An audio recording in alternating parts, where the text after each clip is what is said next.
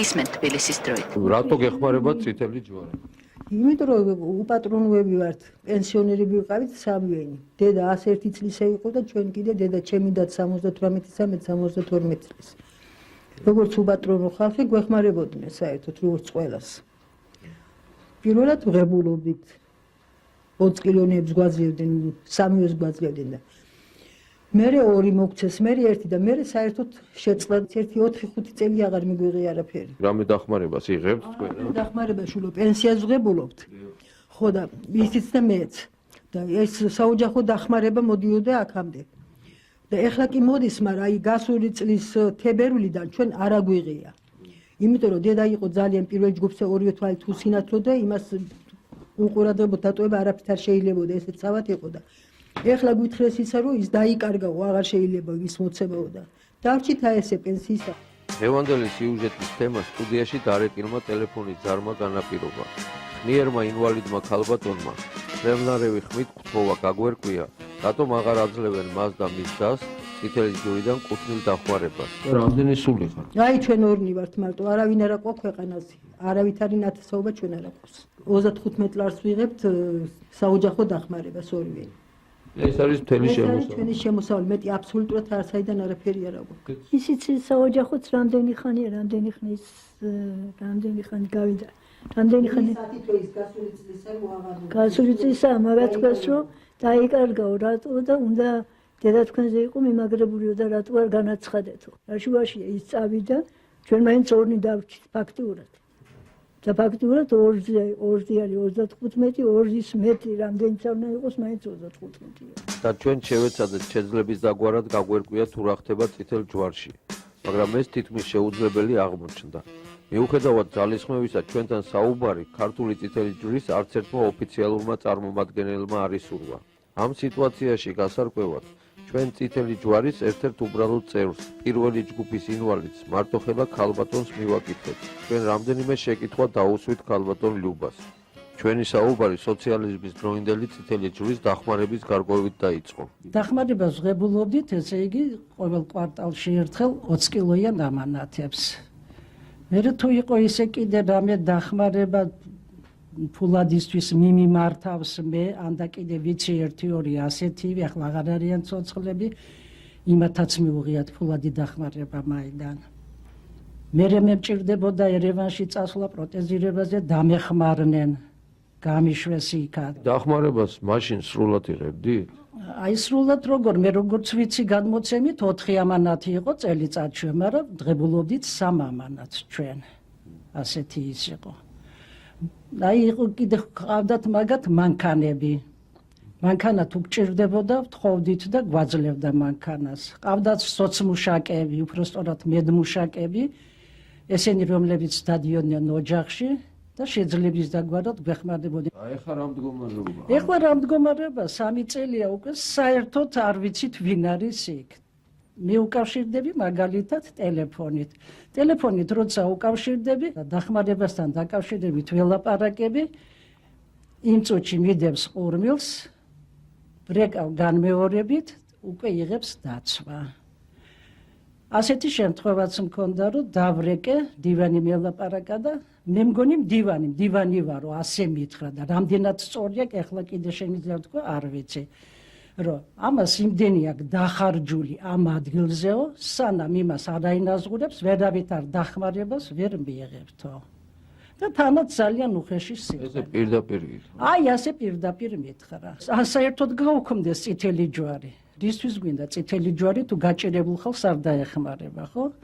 მოგვისպես ხო ყველაფერი, აღარც საავადმყოფო, აღარც მედიკამენტები, აღარც საერთოდ არაფერი აღარ არსებობს. და თუ არსებობს წითელი ჯვარი, ესეც არ ვიცი. ანუ და გაუქმდეს, ანუ და წავიდეს ეგ ქალბატონი მაიდან თავის ნათესავებთან ერთად. სულ ყველა. როგორც უკვე აღვნიშნეთ, წითელი ჯვრის დღევანდელი პრეზიდენტი ქალბატონი ნანა ყეინიშვილი ვერაფრით ვერ დავითანხმეთ სასაუბროთ. და ჩვენთვის ისიც გაურკვეველი დარჩა, თბილისში არსებულმა წითელი ჯვრის კიდევ 2 უცხოურმა ოფისმა, რატომ არ ისურვა ჩვენთან საუბარი. არც საერთაშორისო წითელი ჯვრის კომიტეტმა, რომლის თავმჯდომარეც არის რობერტ ნალბანდოვი, და არც საერთაშორისო წითელი ჯვრის ფედერაციამ, რომელსაც აშოტ სარკისიანი ხელმძღვანელობს. გვინდა შევახსენოთ სამივე ორგანიზაციის წარმომადგენლებს, რომ საზოგადოებას სრული უფლება აქვს მიიღოს ყოველგვარი ინფორმაცია წითელი ჯვრის შესახებ. მით უმეტეს, რომ წითელი ჯვარი მთელ მსოფლიოში ითვლება ერთ-ერთ ყველაზე კეთილშობილურ, ჰუმანურ და ღია ორგანიზაციად, რომელიც მხოლოდ იმიტომ შეიქმნა, რომ გაჭირვებაში მყოფ ადამიანებს დაეხმაროს. დამატებითი ინფორმაციის მოსაპოვებლად ჩვენ ჟურნალისტ ნანა ბიგანიშვილსაც შევხვდით, რომელმაც ჟურნალისტური გამოძიება ჩაატარა საქართველოს წითელ ჯვარში არსებული კორუფციისა და განუკითხაობის შესახებ. დღესდღეობით საქართველოს წითელ ჯვარში საერთაშორისო წითელი ჯვრიდან, ფედერაციიდან არ ფინანსდება არც ერთი პროგრამა და როგორც მე გავარკვიე, ეს დახმარებები არ აღდგება მანამ, სანამ საქართველოს წითელ ჯვარში იქნება ისეთივე განუკითხაობა და კორუფცია, როგორც დღესდღეობით არის. ინფორმაცია განსჯისათვის საგულისხმოა ის ფაქტი, რომ წითელი ჯვრის 2000 წლის პროგრამების ბიუჯეტი წარმოადგენდა 6.980.000 შვეიცარულ ფრანკს. 2002 წლის აპრილში ნანა ყეინიშვილი და საქართველოს წითელი ჯვრის წარმომადგენლები გერმანიაში საერთაშორისო კონფერენციაში მონაწილეობდნენ. ალბათ იმიტომ, რომ მათი გამოცდილება და წითელი ჯვრის პრინციპები გაეზიარებინათ, რომლის შინაარსიც ერთადერთ გაჭირვებაში მყოფი ადამიანების დახმარებას გულისხმობს. გარდა ამისა, არსებობს ინფორმაცია, რომ საერთაშორისო ფედერაცია 12 მილიონი დოლარის ოდენობით უნდა დახმარებოდა საქართველოს წითელ ჯვარს. მიიღო თუ არა საქართველოს ეს დახმარება, ჩვენ ვერ გავარკვიეთ. ამის გარდა 2002 წლის დეკემბერში საქართველოს წითელ ჯვარს საქველმოქმედო ორგანიზაცია სამარიტიანელთა ქისამ $1,600,000 დოლარის ღირებულების 53,500 საშობაო საჩუქრები გამოუგზავნა. ჯვრის 12 კაციანი დელეგაცია ჩამოჰყვა, მაგრამ ამანაც ვერ უშველა მიღებულ დახმარებას. ტვირთის მნიშვნელოვანი ნაწილი აორთქდა. საშობაო საჩუქრები, რომელიც მიიღო სამარიტელთა ქისისგან, წითელმა ჯვარმა გამოჩნდა ბაზრობებზე და მეორად მაღაზიაში. მე თვითონ ნახე მეორად მაღაზიაში და ეს არ არის ახალი ამბავი. იმიტომ რომ ეს დამიდასტურა ხსნის არმიამ და ხსნის არმიამ უფრო მეტიც მე მაჩვენა აქტი, სადაც შედგენილია აქტი, როდესაც ბაზრობაზე იყიდეს წითელი ჯვრისთვის განკუთვნილი საჩუქრები, ჰუმანიტარული დახმარება, საბავშვო საშობაო საჩუქრები რა. და ამით არავინ დაინტერესებულა, მიუხედავად იმისა, რომ არ შეიძლება ჰუმანიტარული ტვირთის გაყიდვა. 2003 წლის 8 მაისს წითელი ჯვარი ეკოლოგიითაც დაინტერესდა და ადამიანების გარდა ბუნების დახმარებას გადაწყვიტა. თბილისის გასამწვანებლად სატყეო მეურნეობაში მათ 8 სოცინერგი შეიძინეს და წითელი ჯვრის კომიტეტს ამაში 10,961 ლარის ანგარიში წარუდგინეს. როგორც ნანა ბიგანიშვილი აღნიშნავს, არც ეს და არც ამდაგვარი სხვა ანგარიშები დღესდღეობით წითელ ჯვარს რატომღაც არ გააჩნია. თქვენი სტატიების შემდეგ რამე გამოხმაურება სახელმწიფო ორგანიზაციებიდან მოყვა? არანაირი გამოხმაურება სახელმწიფო ორგანოებიდან არ ყოფილა, მაგრამ მე როგორც ვიცი, მარტოხელებმა, დაახლოებით 150 მარტოხელამ შეიტანა განცხადება გენერალური პროკურორის სახელზე, ასევე ანტიკორუფციულ ბიუროში და როგორც ვიცი, სახალხო დამცველის აპარატში და ისინი ითხოვენ გამოიძიოს ამ სტატიებში მოყვანილი ფაქტები. კიდევ ერთი ადამიანი, ვისაც ჩვენ ამ პრობლემის შესახებ ვესაუბრეთ, წითელი ჯვრის ყოფილი ვიცე-პრეზიდენტი ვასილ ბარნოვია. ჩატარდა აბსოლუტურად ისეთი დარღვევებით გენერალური ასამბლეა. კონკრეტულად რაც შეეხება რა პრეტენზიები ქონდა ჩვენ.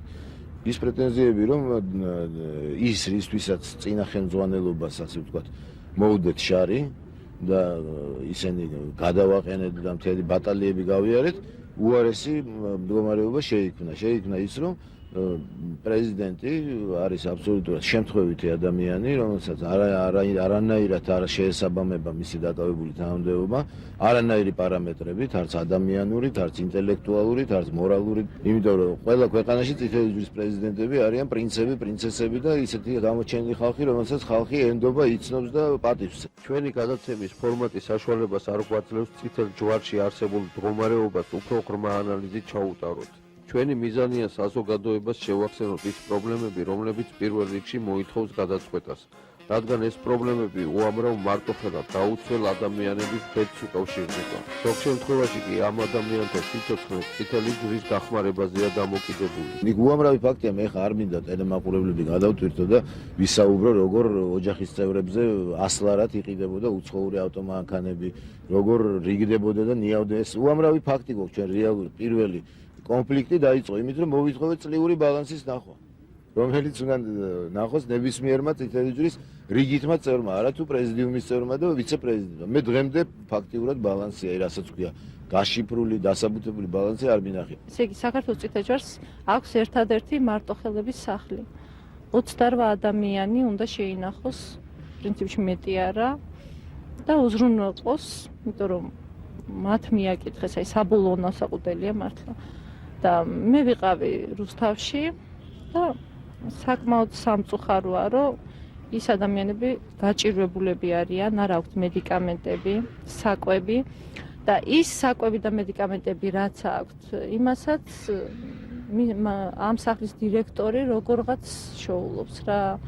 ყოველ შემთხვევაში საქართველოს წითელი ჯვრისგან დახმარება მათ არ მეუღიათ და უფრო მეტიც ზამთარში იმდენად ციოდა ამ შენობაში და სათბობი არ ქონდათ, რომ მე პერსონალი 80 წლის მოხუცებულებს საწოლში უწევებოდნენ, რომ სიცივისგან არ მომკვდარებდნენ. დასასრულს ვიტყვით, რომ დღევანდელი წითელი ჯვარი ეს არის მაგალითი, თუ არასწორი სისტემა, ორგანიზაცია, როგორ უკარგავს სიმართლის, სინდისიერების, თანაგზნობის ღირებულებას ადამიანებს. ამის შემყურედ დღეს მხოლოდ ერთი იმედიღა რჩება, რომ ბოლოს და ბოლოს საქართველოში საზოგადოება შეძლებს ისეთი სახელმწიფო სტრუქტურის ჩამოყალიბებას, რომელიც ორიენტირებული იქნება ადამიანის ნამდვილ ღირებულებებზე და რომელშიც ყოველ ადამიანს შესაძლებლობა ექნება იღვაწოს თავისი თავისთვის და ოჯახისათვის, თავისი ქვეყნისათვის და აქედან გამომდინარე ერთმანეთისათვის. თუ თქვენ თბილისი გიყვართ, თუ დედაქალაქის პრობლემები თქვენი პრობლემებია, თუ გაინტერესებთ რა იყო გუშინ, რა ხდება დღეს, როგორი იქნება ხვალ თბილისი, უყურეთ გადაცემას თბილისის დროით. 23:03:67 გისმენთ თბილისის დროით.